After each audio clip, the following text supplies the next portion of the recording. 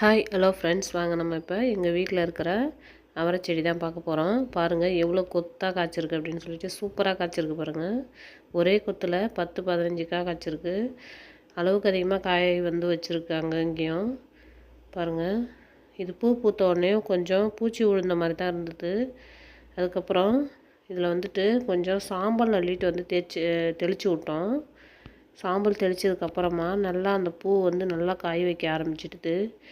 காய் எங்கே பார்த்தாலும் கொத்து கொத்தாக வச்சுருக்கு பாருங்கள். நம்ம வீட்டுக்கு தேவையான அவரைக்காய் வந்து இதில் ரெடி ஆகிடுச்சிங்க. எங்கள் யூஸு போக நாங்கள் கொஞ்சம் பக்கத்து வீட்டுக்கும் கொடுக்குறோம். பாருங்கள் பூ எப்படி வச்சுருக்கு அப்படின்னு சொல்லிட்டு நல்லா அதிக அளவில் காய் இருக்குது. நல்லா காய் பிடிச்சிருச்சு. இதுக்கு காரணம் சாம்பல் தான் நான் நினைக்கிறேன்.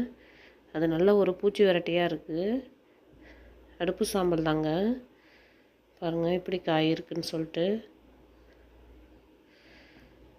இது போட்டு சாம்பார் வச்சா, அவரைக்காய் போட்டு சாம்பார் வச்சா நல்லா டேஸ்ட்டாக இருக்கும் குழம்பு.